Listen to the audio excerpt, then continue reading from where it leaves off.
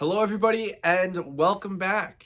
Today's episode of RJ's Trains, I once again spent too much money on something stupid, but it's actually pretty awesome. So let's check it out and talk about it today on RJ's Trains.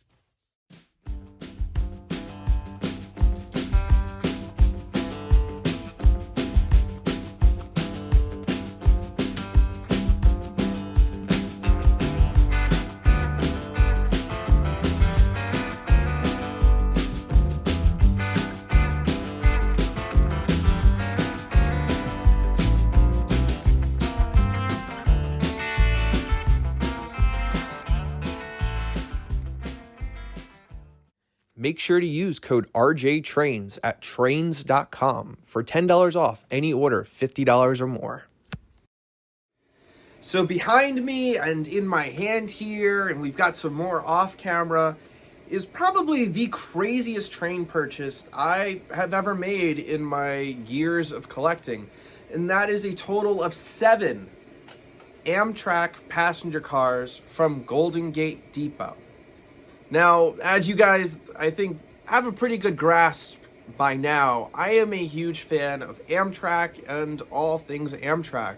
So when 3 or even 4 years ago, when Golden Gate Depot offered a second run of their Viewliner 2 passenger cars and an all-new run of Superliner 1 passenger cars, I definitely jumped on that opportunity. Now, for those of you who aren't big fans of Amtrak, this might be a good time to explain what exactly is a Viewliner passenger car, or a Viewliner baggage car, or a Superliner car. Very confusing terms. So we'll start with the Viewliners. The Viewliners are single-level sleeper cars, and they're also diner cars, and a combination sleeper baggage car, which I will show off in just a bit. But these are single levels, and they're used for trains that operate in and out of New York's Pennsylvania Station. The North River tunnels underneath the Hudson River, the tunnel clearances are too small for traditional American sleeper cars, like these Superliner bi-levels, to be able to fit in the tunnels.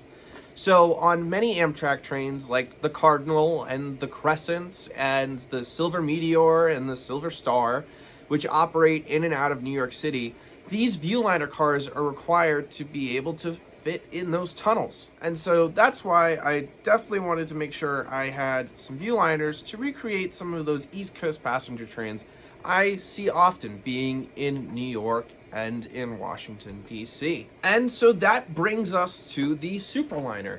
The Superliner is basically just the double-decker equivalent of this passenger car, except it of course has more rooms because there are 2 levels worth of rooms. Now these are used on the majority of Amtrak's passenger trains that are overnight trains and don't operate along the Northeast Corridor. So on the East Coast, there's only a handful of trains that use these Superliners. But when you think of the more traditional and classic Amtrak trains like the Empire Builder, or the California Zephyr, or the Southwest Chief, these are those cars that are used on those routes. Now, even though Amtrak is a railroad that obviously operates all across America, I find it pretty shocking that this is only the second time the Viewliners have ever been made in O-scale. The first time was by Golden Gate Depot a couple of years ago, and this is actually the first time that a full-scale 21-inch Superliner has ever been made in O-scale. Now, a couple of the other manufacturers like Lionel and K-Line and MTH all did their best to bring the Superliners to the O-scale market, but they were a little small, and surprisingly, this is the first time it's ever been made in Amtrak's current Phase 6 paint scheme. And it's not like it's a new paint scheme. This has been around for over 20 years on the rails, and for it to be the first time it's ever made, honestly, kind of shocking.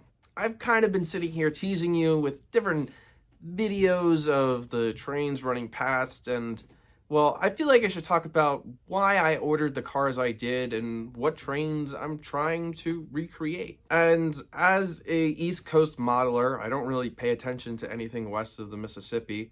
I wanted to recreate the trains that I've ridden on and the trains that I was able to see quite often living in Washington, D.C. and being in New York. And the first one is the Capital Limited. I was fortunate enough to be able to ride the Capital Limited from Washington, D.C. all the way out to Chicago in June or July of 2022. Even more than that, as I've stated in previous videos, one of my favorite places in the entire world is Harpers Ferry, West Virginia, which the Capital Limited comes through twice a day.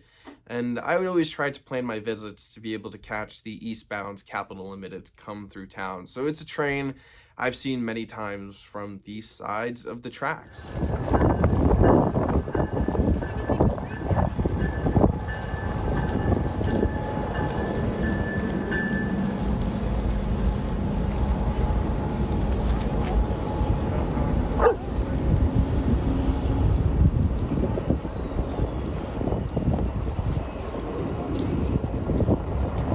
Next, let's talk about my Viewliners. So here in my hand, we have a Viewliner 2 sleeper car in Amtrak's Phase 3 paint scheme. And all the Viewliner 2s are in this Phase 3 paint scheme, even though they're Amtrak's newest passenger cars. So I have this sleeper, and then I also have a baggage dorm car. And what that car is basically half a sleeper car and half a baggage car. So with trains that don't have high checked baggage cargo, they don't need to be pulling around a full-sized baggage car. Now, only a handful of trains actually use these type of cars, and I think Amtrak only owns about 10 of them total. But they're most commonly used on Amtrak's Cardinal, which operates between New York and Chicago, and it's another train that I was fortunate enough to be able to ride in February of 2023, and I love that train. And once again, another great thing about that train is that it is a very short train. In fact, it is 2 Amfleet 2 coach cars, an Amfleet 2 diner, a Viewliner 2 sleeper car, and the baggage dorm car. Now, Golden Gate Depot did make Amfleets, but once again, they were ridiculously priced, and the MTH ones, as you can see here, make a good stand-up. So I've talked about the 7 cars I purchased, but I do want to go back and talk about that Viewliner 2 baggage car.